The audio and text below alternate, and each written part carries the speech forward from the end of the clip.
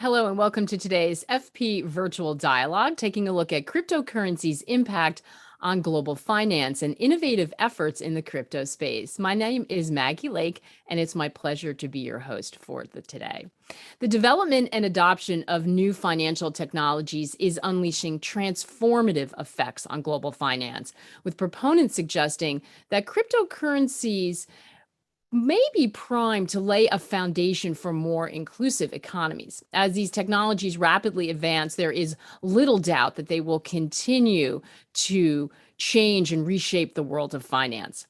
FP senior correspondent Michael Hirsch wrote earlier this year that blockchain is, in a way, digital gold. What does this mean for the future of money and national currencies?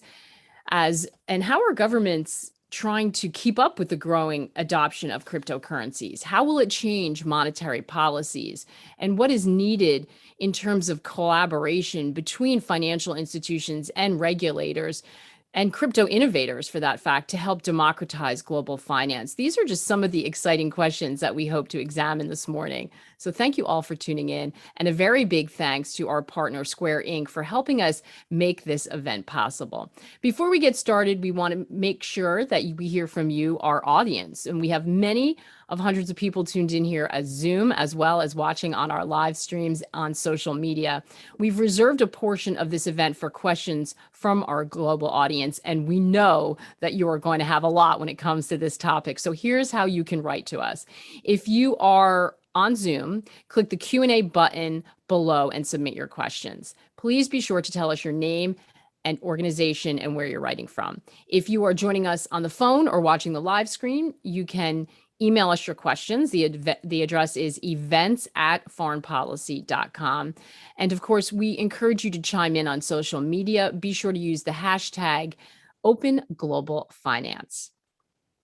Okay, let's get started. I'm delighted to begin our program with a perspective from the European Parliament to see how the EU is grappling with the changes and opportunities raised by the adoption of cryptocurrencies. Please welcome to the stage our first speaker, Eva Medel, who represents Bulgaria and the European People's Party in the European Parliament. She's a member of the Committee on Industry, Research, and Energy, as well as the trade delegations to Japan and the United States. She's also a substitute member on the Committee for Economic and Monetary Affairs. Welcome, Eva. Thank you so much for being with us. Very happy to join you today. Thank you, Maggie, and thanks to FP for having me. So as we look at the financial landscape, what role will cryptocurrencies and blockchain play in the future of the European economy?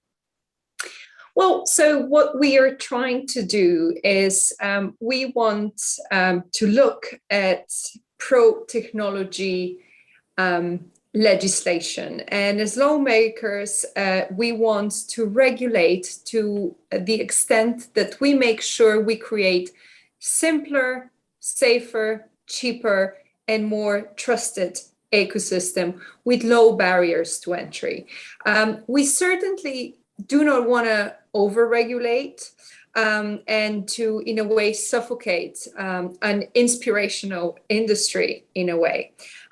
So what's important for us is some of the legislations that we are currently working on, and I would like to pinpoint some of them, especially to the audience that is joining us today outside of the EU, but not only. There's quite a lot going on, both on EU level, but also to a certain extent on national level, of course, according to their respective remits. It is not, I have to say, unlike in the US, where there surely is the potential for regulation of crypto on the federal and also on a state level. So briefly, on EU level, there are 4 important pieces of legislation that we are currently working on, and soon we're going to have some results. One of them, which is very much welcomed by the industry, is the pilot regime. sandbox to experiment with the limited use of distributed ledger technology in finance. I believe later on you're going to be joined by my colleague Eva Kiley, who's one of the people that is working on the file and negotiating it. So I believe that's going to become operational in early 2022. And for me, this is an important way forward, experimenting with new technology in a safe way to make sure we build our policy, but also products based on evidence. Secondly, that's a bigger law. The second thing that I want to mention is the markets in crypto assets regulation, which includes rules such as no insider trading or front running, and overall, touches upon various crypto industries. There are still a few open questions, and so it will take a bit longer than planned to kind of finalize the position. But we have to make clear that we don't want to ban businesses in that particular sphere when it, for example, comes to energy problems of blockchain. The third piece of legislation is a review of an already existing legislation, and that is coming to anti-money laundering and anti-terrorism financing. This legislation is one that contains the infamous notion of forbidding anonymous wallets, although this only means that the transfer of crypto assets will have to be traceable. And perhaps lastly, something that's important for us here in the European institutions is the digital euro, which is currently being prepared by the European Central Bank without much of an input by other European institutions. So over the next 2 years, the ECB is counting ways on how to do this, but we know that they focus on making the digital euro a normal legal tender, basically. So these are some of the main legislation. And of course, there are other aspects that perhaps later we can touch upon related to taxation, for example, or the future of cryptocurrencies in general, and decentralized finance, and so on and so forth. But I think it's important for the audience to know where we currently stand, and that those legislations that I mentioned will come into force in the next couple of years. Yeah, Eva, is this perspective, do you think, shared throughout Europe? I hear what you're saying, and I think it's going to be well received from a lot of people in technology listening, the idea that you don't want to stifle innovation. But Europe has been very ambitious trying to regulate big tech when we think of other areas. And you're a member of the committee working on the Digital Market Act, the Digital Services Act. I mean, how is that experience informing the approach to blockchain and digital currencies? Is it going to look different than perhaps what we've seen in the past in terms of the relationship between technology and Europe? Thank you very much for that question. I think Europe very often is seen that is doing legislation that focuses on big tech companies. And indeed, some of them, if not most of them, and if not all of them, are actually American companies. But I would like to think of this legislation that is necessary. And I could see that after the revelations by the Facebook whistleblower, for example, Congress is starting to think in that way as well. But I would like to think that we believe that this regulation, to a certain extent, is necessary to be able to protect what citizens expect from us. But on the other hand, it should not be seen as anti-American by no means, even though I agree that some colleagues actually think that this is how we should see legislation here in the European Parliament. And that is wrong. And it is not just wrong, it's also, it's not going to be productive in the long run. So for me, as a policymaker, I do this series of events and brainstorming discussions almost annually, and I call them regulation for innovation, because I would like to make sure that the regulation we create here doesn't stifle innovation, that we are actually given the opportunity to work with like-minded partners, such as the US, not just administration, but also US companies, and make sure, we actually come up with meaningful rules, and not those that are seen as, limiting the space for digital companies to actually provide better solutions in the future. So I hope that answers your question. Absolutely. So what do you think is needed in terms of collaboration between the private sector, these companies that are building out this new technology, and policymakers like yourself? What would you like to see from these companies?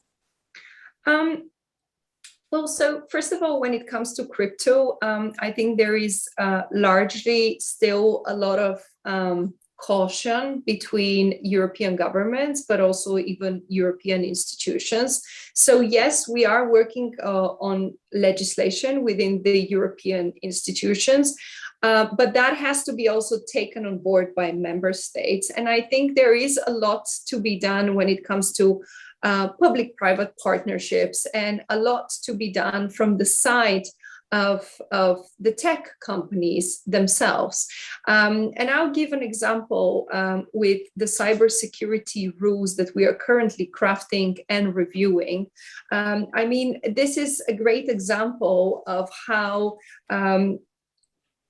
we cannot think that just a law done by a certain institution can solve our problems. Industry has to step up, and industry is there to step up, but governments should be also willing to collaborate with industry. And so when it comes to crypto, it's extremely important that we see those collaborations enhanced, and we should not wait to the point where there are misunderstandings in between the private sector and the public sector of how we should whether regulate or how we should tackle the industry as a whole. And I think here what's very important is that there's still a lot of unclarity among policymakers about what crypto has to basically offer. And this was the discussion 5, 6, or 7 years ago about platforms. They were very much not understood by policymakers. And I am often caught to say that we need more people in governmental, institutional positions that do understand better technology and that can talk with those companies and find good solutions that are good for the industry, but good for society and citizens as well. That's a great point, Ava, because not only do we have these very disruptive technologies, but the pace of change is so rapid right now. I mean, as you're crafting legislation, something that you think that the knowledge base you're working off of may be already out of date by the time it moves through the process. What you have been emphasizing education. What role do you think education can play in making sure that Europe's ready to adapt and take advantage of really the innovation around fintech?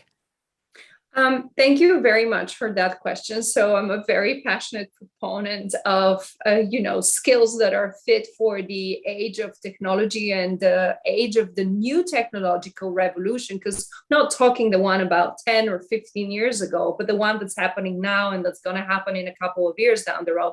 And I'll give you one example. Around, in the previous term of this parliament, I would speak about skills and education, and people would look at me and be like, why are we talking about that? That's just in the remit of member states, so we should not discuss it or talk about it.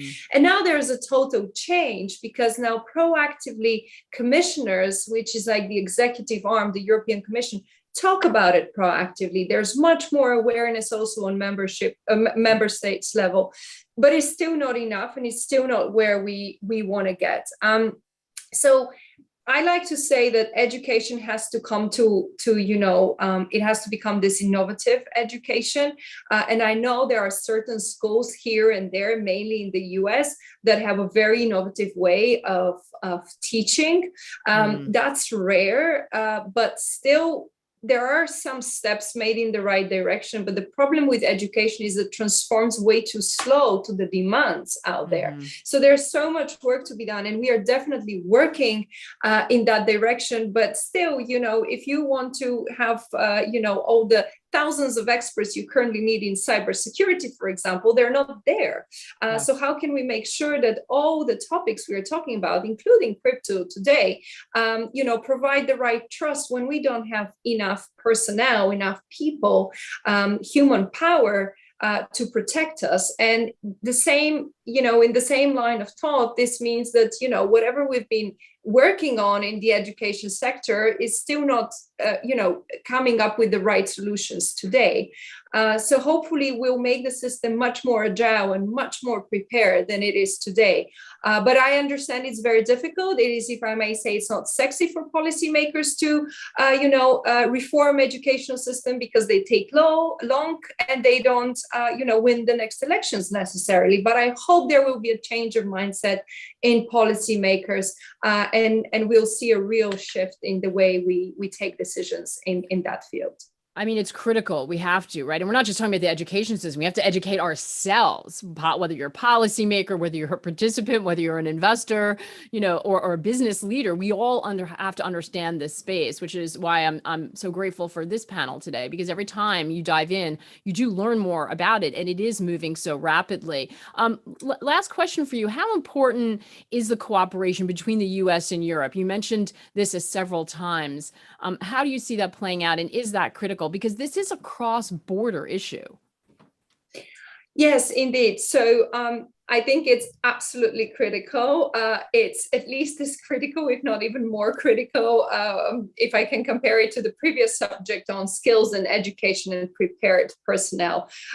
We absolutely have to make sure that we are working with our like-minded partners. And for example, the Trade and Tech Council that has been set up between the EU and the US is very important. And I think this is a place where we can find common language, and at a later stage, hopefully, also common answers. And crypto could be part of that solutions. On crypto level, I think we need to observe what either one is doing so we can avoid adverse effects. And this goes for regulation, but also for public-private sector innovation and investment in research and innovation and products in general. So what I would like to see is some sort of, and want to propose regular talks to keep each other informed, but also not just keep it on the level of the European Commission and the representatives coming from the White House. We have to involve policymakers as well, because sometimes the dialogue between policymakers is much easier, it's much open, there are less constraints, and we can move much faster forward some of those topics. I also don't want to interfere necessarily in the work of the Congress, but it would be better to deal with crypto, on a holistic basis and not via many provisions in many different laws. So what we want to do is make sure we can reward those in the market who are trustworthy and who are also innovative.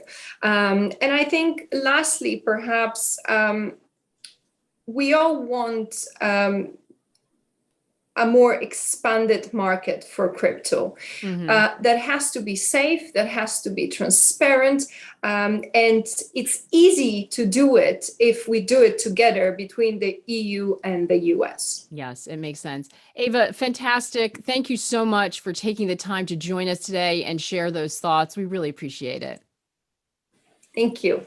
That was Eva Medel, member of the European Parliament. Let's take a deeper dive into the crypto sphere with our panel of experts who will help us illuminate how digital currencies and payment platforms might help improve the existing financial system. I'm pleased to be joined by Zaim Masari, partner at Davis Polk, Michael Mosier, former acting director of FinCEN, and Sheila Warren, deputy head of the Fourth Industrial Revolution and member of the Executive Committee of the World Economic Forum. Thank you all for being with us today. We already have such good questions. I just can't wait for this. So let's dive in. Michael, I'd like to start with you. We hear about these new technologies, blockchain, crypto, having the potential to democratize financial services. What does that mean in the real world. Where do you see the greatest potential here? Yeah, thanks, Maggie. And thanks for having me. Yeah, I think, and Ava Maydell spoke to some of this, but I think a lot of this is creating on some level, first efficiencies. Certainly you're automating in when appropriately audited in really reliable ways that can remove human error, and create massive efficiencies so that you can move value to people in much faster and cheaper ways, which is critical for financial opportunity and also expansion of opportunity. So it's not just remittances, which are critical, but you're creating an opportunity for people to get remittances faster, but you're also creating an opportunity for people to create new ways of doing art, transferring art, sharing in capital liquidity, which is incredible, like way beyond what you can do in the existing financial system. But I think at a macro level too, with this censorship resistant, immutable technology, you're also creating what I think is a healthy dynamic tension, where you have authoritarian regimes who see this way of, let's say the US, we were able to get 60,000 healthcare workers in Venezuela, money to come from the US, and the US Treasury Department licensed Circle to be able to send that money through AirTM and get it to healthcare workers in a regime that's extremely autocratic. And when you have a technology that allows that sort of thing, it's I think a healthy tension that says to people, look, if you're not going to provide opportunity to the people that you're ruling over, then we're going to find ways to create opportunity and get that to them. And I think that's a healthy conversation to have. Yeah. Sheila, I would like just to start with the same question with you, really. How can these technologies be used to expand financial opportunities on a global level? Michael touched on a couple of those. And by the way, also, obviously, once we start talking about blockchain and crypto, it does kind of expand out to decentralized finance in general. But where do you see the greatest potential here? Yeah, well, I think there is a lot of focus, as Michael noted, on cross-border low dollar payments. So the remittances tend to get a lot of the airtime in this space, but I actually think that there's an awful lot that can be done even beyond any kind of payments or just transfer of that sort, like a remittance kind of sort. There's the opportunity to provide insurance. People who haven't had it before, credit, people who haven't had it before. And what that can open up in terms of economic opportunity is pretty profound. So in addition to kind of sending money across the border or just modifying the way that you're doing payments or thinking about that, there's also these other opportunities that we think of as pretty everyday financial services here in the West and among people who are relative means. But for a lot of people, there isn't a savings culture because there isn't really anything you can save into, whether it's because of inflation, whether it's because of just the environment around you. So those things I think are very, very powerful and don't get as much attention, but really should. Yeah, they don't. And when you look at the number of people who are unbanked, it's staggering if that's not a part of the world you pay attention to. Zaid, these technologies, as fascinating as they are, they've developed in large part outside the traditional financial system, and the growth is exponential. What challenges does that present from a legal and regulatory standpoint? It's such a great question, and a question I spend most of my days trying to answer.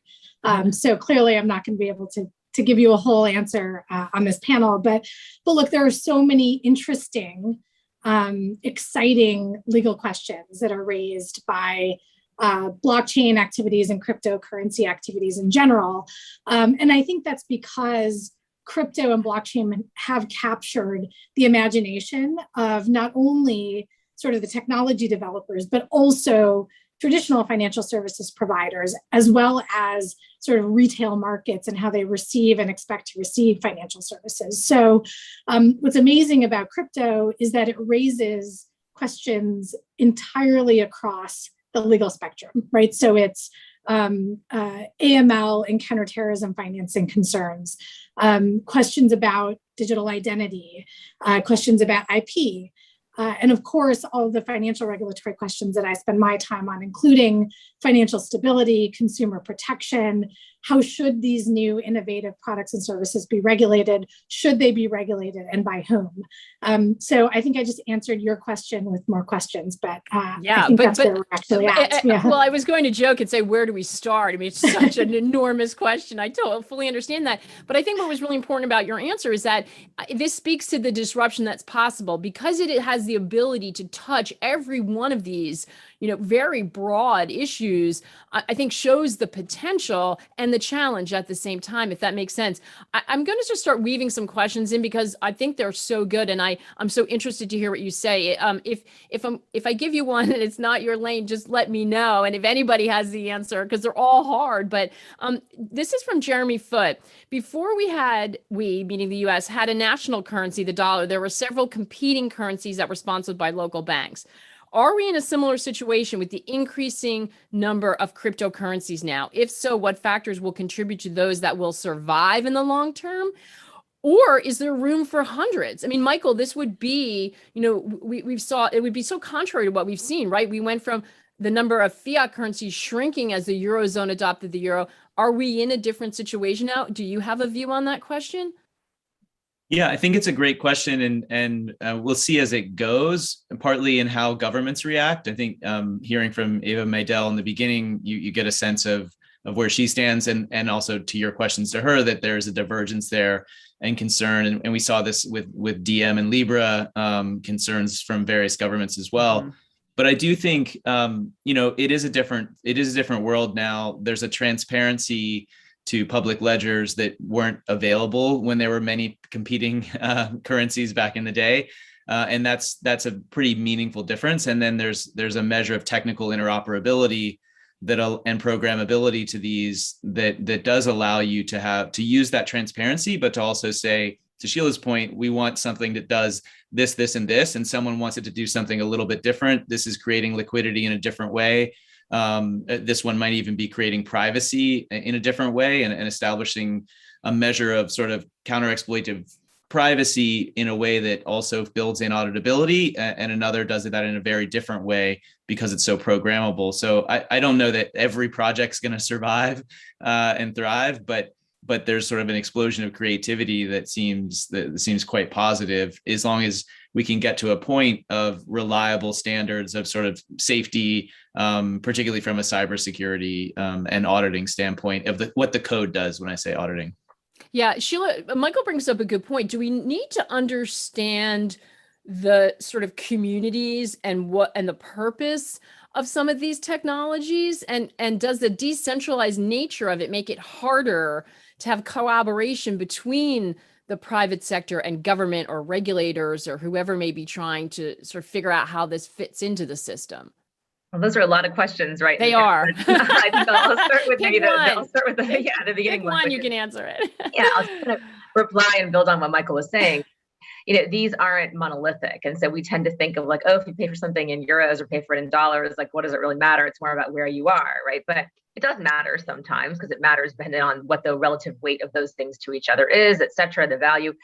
Here, the design is really important. So the technology underlying a lot of these options is not the same. And I think Michael touched on this, but it's really important to emphasize.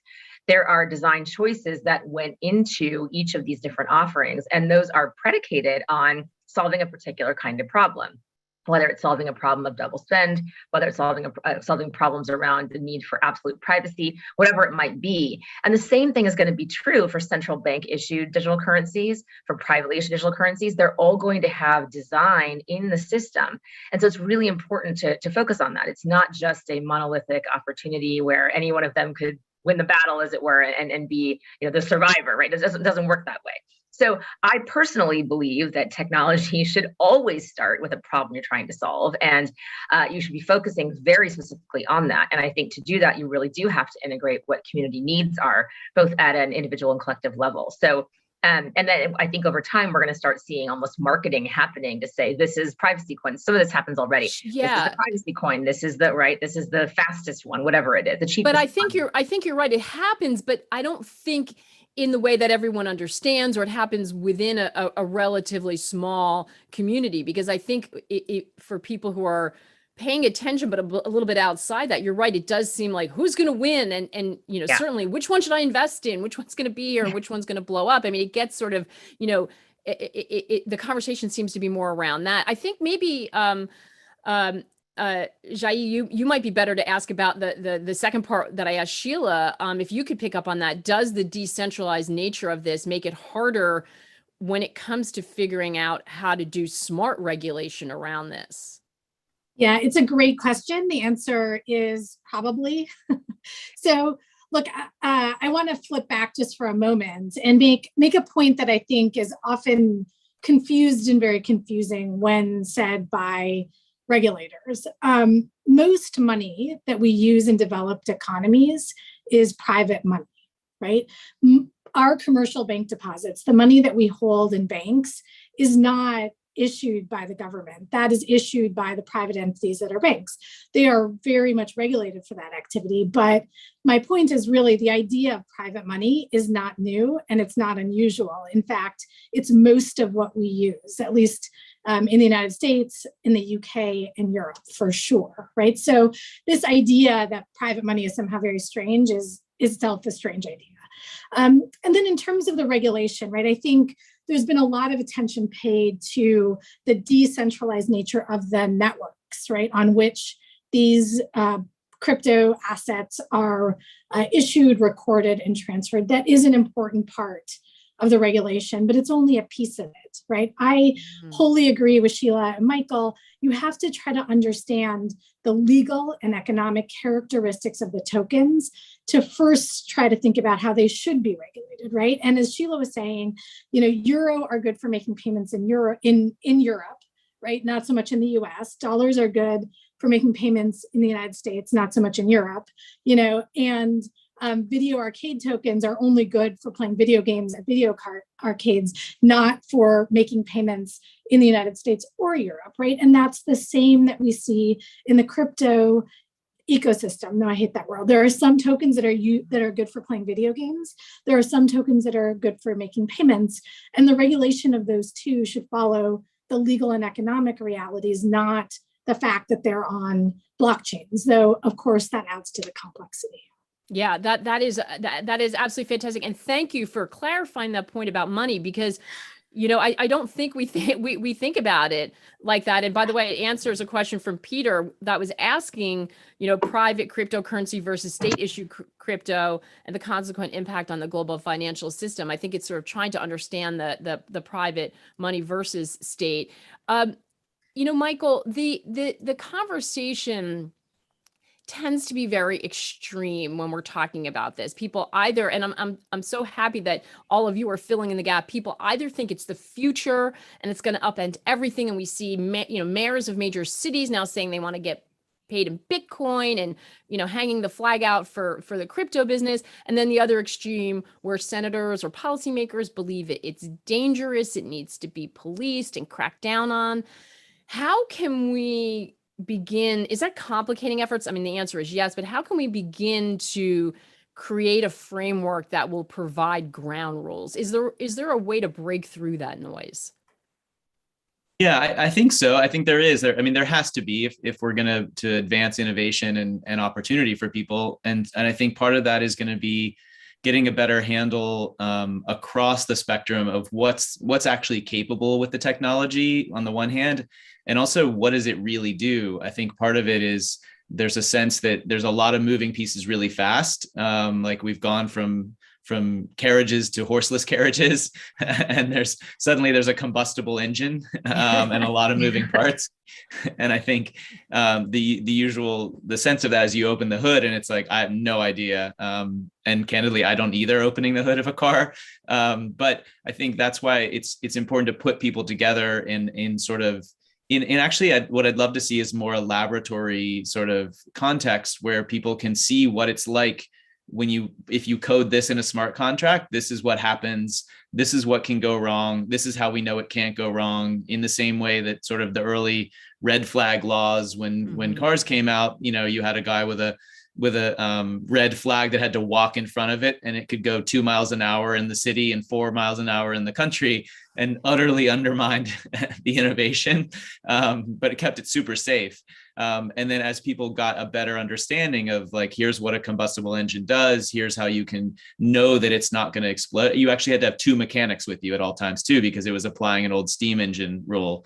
But, you know, I think that's important. Like as people understood the technology better, you start to craft better basic standards that also allow the innovation to happen.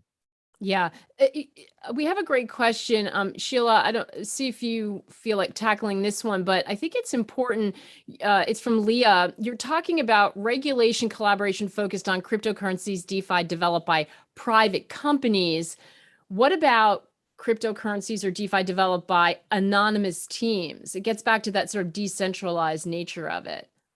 Well, those are slightly different things. I mean, you can have a private company that's got anonymous participants that are developers. You can have a private company that's got that's managing code, but then you've got a community via a decentralized autonomous organization or a DAO that is making decisions about when code changes get made or what happens with the treasury or whatever. So these things can coexist. It's not as clean, I think, as the question is implying or suggesting. And that's probably important to understand. And so I think I go back to just what Zai said about private money, privately issued money, public money, like how these things are just much more complicated than we think. But that's not something that keeps me up at night personally. I mean, I think that the anonymity is a little more about where you attach liability and who you hold responsible, which is a little bit of a different question. And when you have a corporate body around anything, we already know where you apply, you know, where you put that pressure. So it's a little less of a concern, I think. Sheila, are there examples where this is, we heard Ava talking about the sandbox, innovation, and Michael just touching on, sort of experimenting to see what works. Are there places where this is happening? I mean, the El Salvador situation got a lot of headlines, but are there other experiments happening or smaller case uses happening that are interesting around the world that we can be looking for in terms as a guidepost for what this might be able to do? Well, I think there are a lot of places where we're seeing a lot of adoption of cryptocurrency tokens, whatever it is. I think I've been following a lot of interest that's happening in the Philippines, for example, with gaming tokens like Axie or others that are wildly taking off. People are just minting, money through these things, and it's really interesting to see what happens in a very young, tech-savvy culture, where there isn't a lot of barrier to kind of engaging with some of this stuff, and just a different community use case, I would argue, in a country like that.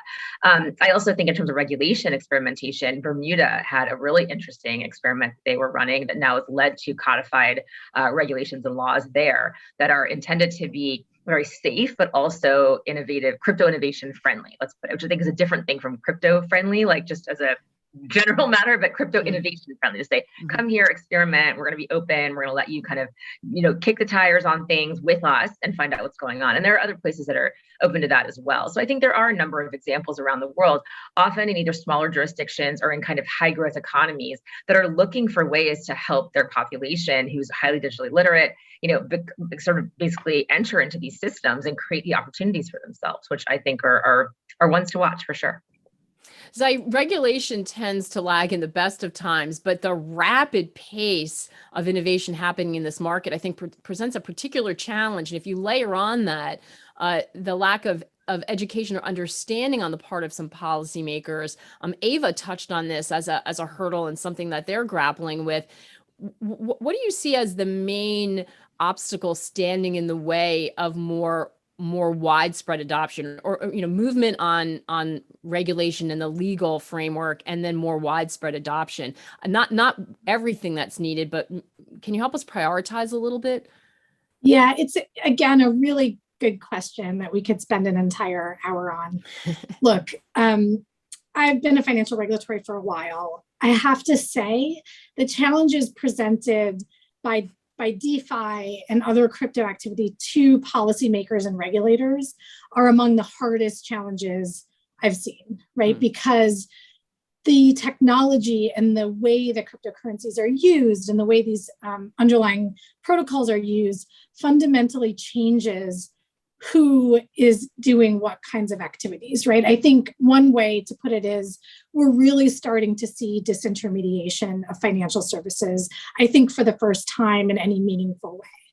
And why that's important for policymakers and regulators is that regulation of financial services happens through intermediaries, right? They're required to register. There are conduct requirements. There are reporting requirements for intermediaries. And that is sort of a force multiplier for regulators. So they can regulate intermediaries and ensure important policy goals like consumer protection and financial stability. When you have real financial services being done automatically by software protocols, being governed by a dispersed group of people, that is a really challenging regulatory problem. I think the answer isn't either don't regulate it. I don't think that that's a viable option and in the best interest of the public. But I also don't think the option of cram those activities into existing regulatory categories is a good option either. First, I think it's counterproductive in the sense that because these activities are decentralized, they'll just pop up elsewhere outside the regulatory perimeter. And second, I don't think that actually is the best thing for consumers in terms of supporting innovative technologies that can provide services better, faster, and cheaper. I think this is the challenge of our regulatory times. Yeah. And Michael, I think related to that, there are questions, several different questions coming in from Sergio, from Nicole, basically, how the international community, how will they respond if you have some nations sort of outpacing others, moving forward, moving outside, any sort of sanctions or international rules to the extent that some can be agreed upon. Is that a risk, especially the longer we wait to create some sort of workable framework? Yeah, I think it's certainly a risk, but I think to some degree the sanctions evasion piece is an ongoing risk that's happening in many forms, well predating crypto, in the way that ransomware predates crypto by about 20 years too. The North Koreans have, not the North Koreans, the North Korean government has been trying to evade sanctions for a long time while they oppress their own people, in part using coal and, ship-to-ship transfers of oil. And, they're going to use anything they can use. So I think that's going to happen no matter what.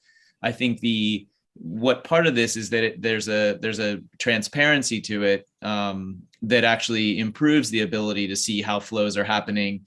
It may be difficult to stop it, but you're going to see a lot more than you're going to see. I mean, I used to be a federal prosecutor at the Department of Justice, and doing an international case meant you guessed what U.S. bank might have a correspondent relationship with the bank where you might have records related to international corruption. And then from there, you would send a bunch of subpoenas and then a mutual legal assistance treaty. And 7 years later, you'd hopefully get something back. In the crypto world, you would look on the ledger and immediately spot which virtual asset service provider had it, and then reach out to them with a public record saying, we know it's you because here's the trace piece. You don't have data privacy issues. It's just on a ledger, and you say, it's you, what do you got? And so you shave 6 years off of that process. So yeah, there's challenges to it because of unhosted wallets, that sort of thing. But the ability to get right to where the issue is exponentially faster. And that underscores a comment from Lisa in the audience, who said, FYI, blockchain technology is intrinsically transparent. Well put. Sheila, another question coming from T. Patel. This is very interesting. What's the potential for crypto to advance and democratize sustainable finance? We know, with COP26 and all the conversations happening around sustainable finance and climate change. Is that something that you've looked at? Yeah, I love this question, in part because we are looking at this quite closely with work that we're doing here at the forum. And so this transparency, it's kind of a nice seg from what we were just talking about. The transparency does mean that you can take things like carbon credits, or you can take things like the record of what kind of inputs you're kind of putting into some of your systems and hold those on a ledger. That's less about sort of the token or crypto, the exchange of value. It's really more about the record that you can create through some of these things. I think that's really powerful. We're looking at opportunities to create new kinds of markets around some of these things to move us from net zero to negative zero, which I think is the goal and the kind of shift we've seen over the course of COP26. And I think that we're talking a lot about how can you use a blockchain to prove and prioritize, but also create a lot of accountability around this. Because right now, some of these commitments are kind of made, they're not really kept. It's very hard to track and who's doing what and kind of where things are coming from. There's a lot of pointing fingers at earlier parts of the supply chain or later parts or whatever it might be, because everything's so interconnected. But here you could actually isolate actors and hold them accountable for reaching commitments. You could also create monetization models, right, to incentivize this in different ways. So I think there's an awful lot of connection that tokens, that blockchains can have for sustainable finance. I think these are relatively untapped areas. There's some work happening, but I think there's a lot more to be done. And I would say, again, it's a space to pay a lot of attention to. Yeah. This next question is very interesting. Zai, this is from Richard. Why do we continue to think of crypto as money as opposed to a new means to exchange value, and start with no regulations as society did with money and let the regulations and controls evolve? After all, money is only a dimension of value. This shows the complexity here, because we're trying to debate what this is. I mean, it's an amazing question, right? And I think we often think about money as, the classic definition includes a store of value, a medium of exchange, and a unit of account. I think everyone in crypto is like dead tired of hearing of those three things. But what's really interesting about crypto, just as a little tiny piece of food for thought, is maybe what crypto lets you do is pull apart those three functions into their different aspects. So maybe one type of cryptocurrency might be a good store of value. Right now, I think that's what Bitcoin is, right? Whereas maybe stable coins or CBDC or something else might not be a great store of value, but might be a better medium of exchange, right? And then the unit of accounting is a separate challenging question. But right, I think the person who asked the question is exactly right. We got to figure out what this stuff is, what is it good for, what do people need it for, what do people want it for? And then we can figure out how regulation follows, because that is how we do it, right? We look at whether assets are money or investment products or derivatives or widgets, right? Yeah. And the regulation flows from that. Yeah. Michael, I'd like to finish up with one more question to you. And I want to give voice to some some of the questions coming in or the comments coming in, which are kind of on the other side of this. One from Paul. Nelson said, I think the real consumer and investor protection risks are being discounted here. Frankly, the industry has a bad track record on these issues. Isn't it odd to be talking about driving growth of crypto innovation as a goal, when framing discounts some of these critical safeguards? And that is a point that has been brought up, and it's a valid point. There is, in my discussions around this, there is the technology and innovation, and then there is speculative trading, active trading, if I'm trying to be as neutral as possible, around cryptos. By the way, a lot of speculative trading around everything these days, if anybody's been watching the markets, as I have, but the conversation, that part of it tends to capture a lot of headlines. How do we need to think about the technology, the underlying technology, and maybe some of the more speculative activity that's happening on top of this? Because I think that speculation part is feeding into some of the concerns coming through. Yeah, I think it's a great question, and it's to some degree it's the key issue that the crypto community and legislators and regulators are having in the conversations right now. I think we went through a highly speculative phase during the ICO phase, and there was a lot of promises that were not kept, and I think that there are people reacting against that in a healthy way. And I think that's partly why the regulators are looking for, okay, what are the first principles that we want to enact on this? Is it auditing standards for what your smart contract really does? There was a great Wharton study where they looked at with MIT at all these white papers from the ICO and said, okay, how many of these were actually programmed to do what they said they were going to do? It was, 20% or something. But that's also, it's learning from that and saying, well, wait a minute, that's fixable. Like, let's have some baseline standards. Let's have it. You have to have like sort of specially licensed auditors that audit the smart contract code and provide it. I think it's a fair point that people will say, well, wait a minute, anybody can go in and look at the code. This is the most transparent thing ever. I definitely do not know Solidity enough to go in and look at a code and know that a smart contract is going to do what it says it is. And there's been last week $130 million exploit related to that. But the flip side is there is a tremendous amount of transparency, including that the community itself in many of these hacks and exploits has actually figured it out on their own in a way you would never see in like Bernie Madoff and Enron and all these other, publicly regulated entities. Where they've actually addressed it entirely. They've said, this is totally transparent. We know who it is. In one case, they ordered miso soup to the attacker's house to let him know they knew who he was because it was involved miso. So I think part of it is like, we do need to find the middle ground here and set some principles of like basic safety. Absolutely. It's just doing in a way that allows it to also to grow, to your point about what's the innovation here, and is it carbon credits and all these other things. We don't want to stop all that sort of that capital liquidity and the market and efficiency just to say everything's got to be back the way it was. Absolutely. And history is our guide here. And when you do not participate and robustly discuss this, then you're trying to play catch up after the fact, which is, I think, a lot of what we're seeing in massive growth of the internet and the fact that we didn't have these conversations about both the innovation and the safeguards at the same time. Fantastic conversation. We barely scratched the surface. All three of you are amazing sources of knowledge on this. So we so appreciate you spending some time with us today. So thank you so much, Michael, Zaish, Sheila, for that fantastic conversation about the potential and the challenges around these new technologies. Thanks so much.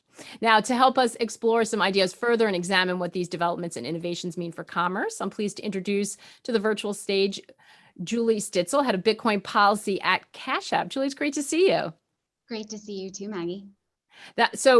What a great, I'm sure you were listening along, nodding your head to a lot of that. Yes. So much great insight. Talk to me a little bit about your reaction to some of it, and where do you see crypto or this new technology's biggest potential? Yeah, so I think I've been feverishly scribbling notes, so there's a lot to cover, but I think the biggest takeaway was that Bitcoin and crypto is undoubtedly the future of finance. And to answer your question on where I see the greatest potential, it's Bitcoin. And I'll tell you why. At Square, we believe that just as the internet democratized access to information, Bitcoin is democratizing access to transact with anyone across the globe. And a lot of the themes that were brought up in that panel are reflective in the disciplines that you see in Bitcoin. So our goal at Square is to make Bitcoin the native currency of the internet. And that's primarily because we see it as leveling the playing field. We believe it can help build a more inclusive future, which is something we heard much from the panel, by providing concrete means that empower people in the pursuit of their own economic well-being in environments where they might not otherwise have the opportunity to do so. Transparency came up a lot in the conversation, and Bitcoin is transparent by design, which is one of its greatest strengths. Public blockchains have rules that are publicly disclosed, and coins are distributed on an open ledger. Another great thing about Bitcoin is it is accessible, and it's already benefiting a diverse population across the globe. Anyone with an internet connection can engage with Bitcoin. It doesn't matter where you are, what you look like, what your financial history is, or your credit history. And finally, Bitcoin is a trusted value exchange, which also came up in the panel. Before a Bitcoin transaction can be processed, it must be validated by a decentralized network of individuals using cryptography. So throughout the panel discussion, and also Eva's remarks as well, I think it was clear that the way countries choose to regulate Bitcoin and crypto will set the conditions that determine the extent to which it will fulfill their potential. And so when you think about the complexity around the policy and regulatory terrain, common questions are coming up. Do we use the existing rules, which she did not agree with, but do we need to start from scratch, or where can we audit, or do we need to, take a completely fresh look? And so as global policymakers like Eva and others are evaluating the regulatory environment, and, we have these nuanced conversations with like the panel just did, I think some themes are are emerging and did emerge. One is that regulation should be technology neutral and activity based. Sheila said, what is the problem it's trying to solve? Michael said, what is it actually trying to do? We should evaluate how a product is used and not the underlying technology supporting it. The use of specific technology like blockchain should not be singled out for more stringent regulatory treatment.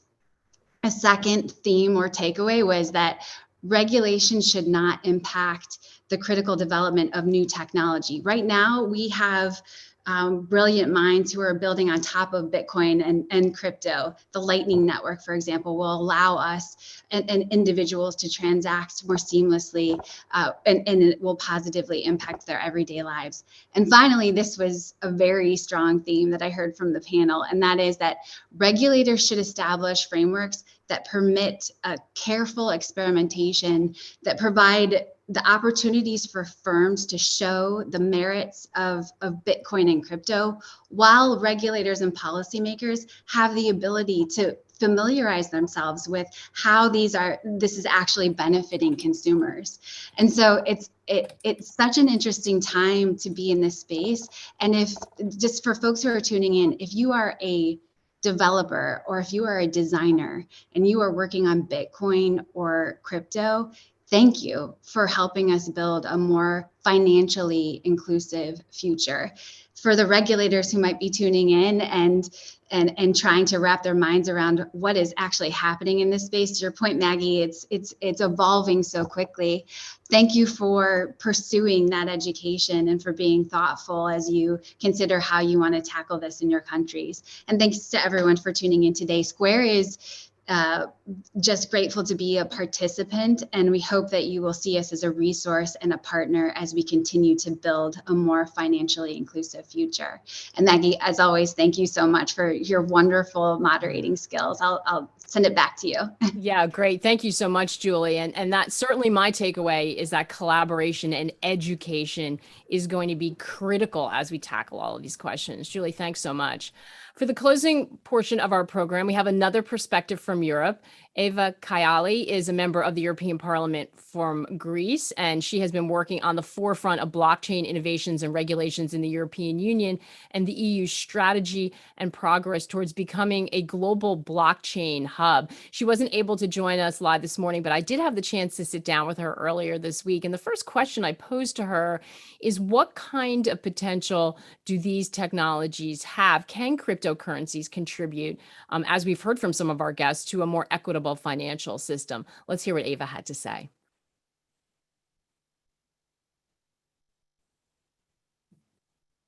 First of all, thank you for inviting me. I think it's very important to discuss these aspects of this amazing technology, because blockchain is a technology that can work in several different ways, but the financial system, of course, has its challenges, and we need to think out of the box and explore other solutions. And as we know, it has served following the only available business and operational models that were known, and they were basically based on a more centralized architecture. And this has its benefits, but it also has some issues and shortcomings that we realized, actually, I believe, during the economic crisis, at least especially in Europe. In any case, technology evolves, and we have breakthrough developments that introduce new business operational models, and they rely, the latest ones, at least the most disruptive ones, hopefully positively disruptive, on participation and decentralization. And they also address some problems that the traditional banking had, like operating inefficient branch locations or dealing with legacy technology and having a very slow manual process with a lot of costs and delays, which of course costs are passed to consumers. So new technologies allow us to be more efficient, more scalable, as in terms of approach, of service offerings also that could be more affordable, even to everybody, and the unbankable ones, and of course the underbanked too. So maybe not for everybody that participates is understandable, but we do have also in the developing countries huge problems that we need to address. And with globalization and cross-border payments that are in need, we really have to solve main problems. I mean, the way you send an email and you don't think that it's going to cross borders, similar has to become the transaction and the payment system. So I believe to have an affordable financial service, it would have a significant impact. So as this technology develops, how should the private sector and central banks approach this new global financial landscape? Because there certainly seems to be a lot of hesitation or, outright concern about this technology. So basically, all the developments and the convergence of all the new technologies, I think it's very interesting to understand that they are transforming our lives and every sector. So we cannot ignore it. It will not go away, or it will not be stopped. I think we saw, especially with the pandemic acting as a catalyst to digitalization, we saw a shift that towards digital payments and even the ownership and the use of digital currencies. So I think the development of new forms of money with which the public could interact is a one-way road, actually. And in this context, I believe that the opportunity for the public and the private sectors to understand each other is unique. They need to explore efficient and effective ways to collaborate, of course, across borders, as I mentioned before. And I think since the public sector usually is more unwilling to endorse these developments and acknowledge the benefits, we need to create the legislative framework to ensure that everybody will be protected. It's going to be a safe environment, lower the risk, explain the technology, and make sure that there is legal certainty. So I think also the central banks are starting to embrace and understand the technology, to embrace cooperation with the private sector. They have to leave the comfort zone and focus on a principle that we follow in Europe, to be innovation friendly, business neutral and tech neutral. So I think all of the banks now, they are exploring the technologies, and I think they also see the benefits that they can get out of it. Yeah, we certainly have seen a change lately, and you've seen it, drifting into much more of the conversation and many more established players. At least, building out teams to look at this very seriously. What's needed in terms of that innovation and collaboration you talked about between financial institutions and regulators, and maybe also some of the, the first movers in this area, to help make sure that these technologies deliver on the promised goal of, democratizing global finance? If it's going to be this positive force, what's needed from the players who are now in the existing financial system? Listen, first of all, I think we need to be open to innovation. We need to test it. We need to understand its shortcomings, and we need to understand also what it can change and how we can benefit the most. I think if you see what happened with China or even with Bahamas, you can see that they are already launching large-scale pilots, and they are testing the technology to see how they can get the benefits of it.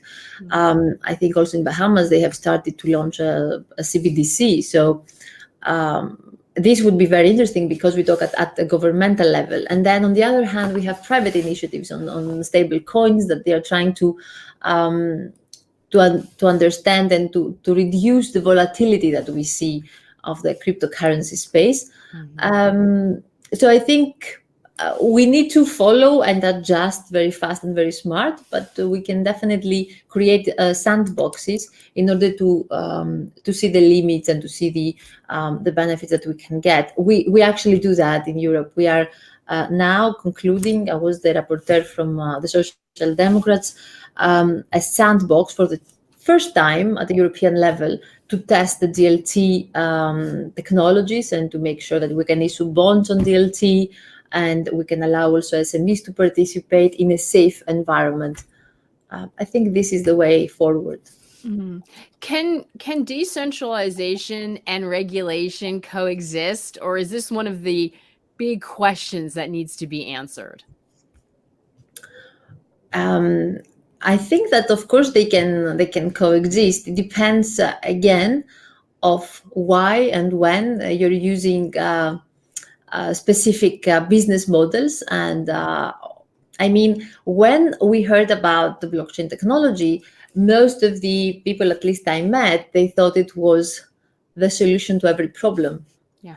And now it's the other way around. So we're trying to see exactly what are the problems that we have. And then we see if also blockchain could help us solve them, or if it's too complicated as a technology for specific simple actions, or if the convergence with different technologies could help us.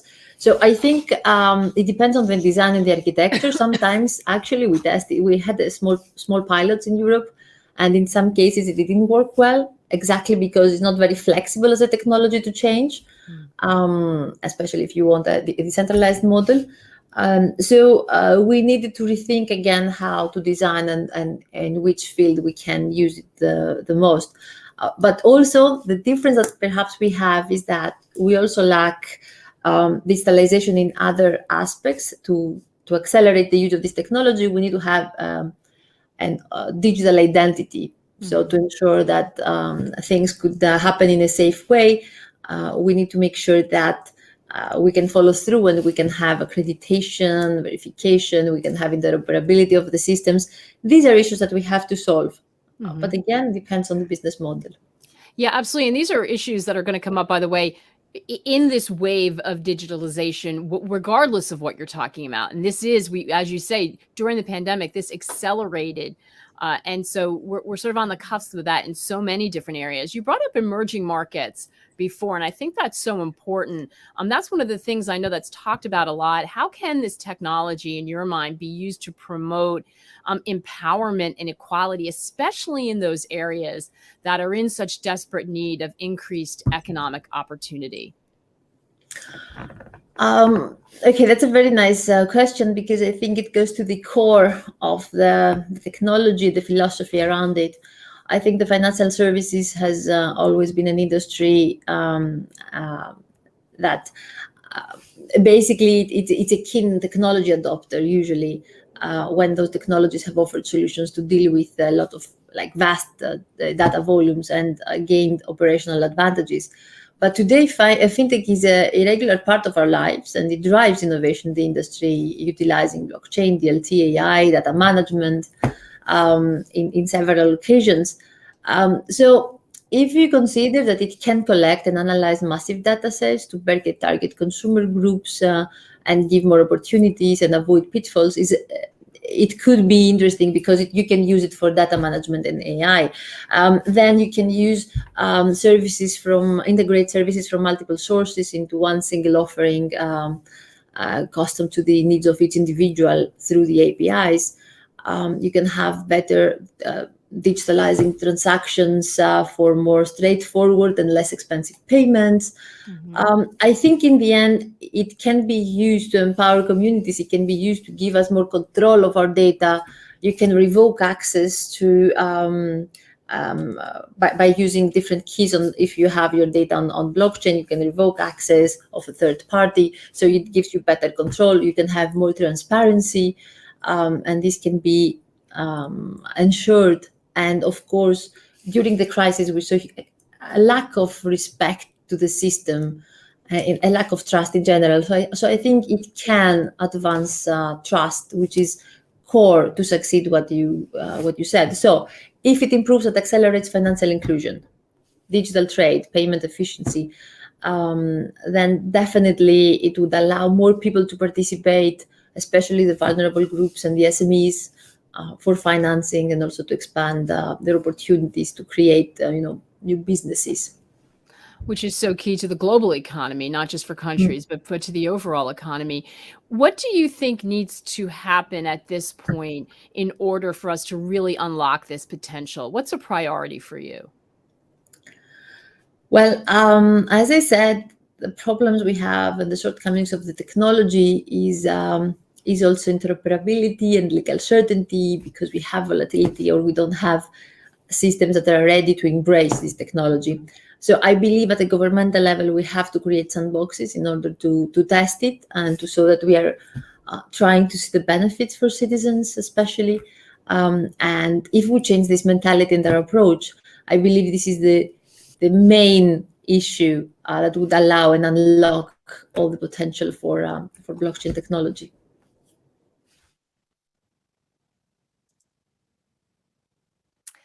That brings us to the end of our program. What a thought-provoking hour it has been. Thanks to all of our guests for their time and insight, to Square for supporting this event, and of course, to all of you for joining in and asking fantastic questions.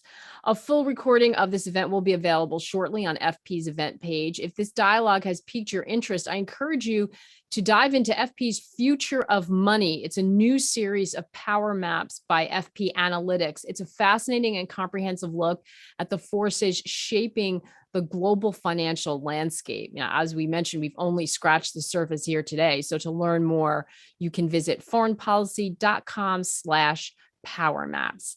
And there's much more to come from FP in the coming weeks. Next week, November 17th, join FP's inaugural Global Tech Forum. Examine technology's impact on the world, its influence on society, geopolitics, and global business, and the challenges and opportunity it brings in international affairs. On November 30th, Ambassador Samantha Power, head of USAID, joins us to discuss multi-stakeholder pathways to securing the future of free and independent media to strengthen democracy worldwide. And finally, on December 1st and 2nd, FP's annual Food Summit returns with a power-packed 2-day program exploring challenges and solutions at the intersection of climate change and global food security. You can register for these and other upcoming events at foreignpolicy.com/events. Thank you so much for being with us. Take care, and we'll see you soon.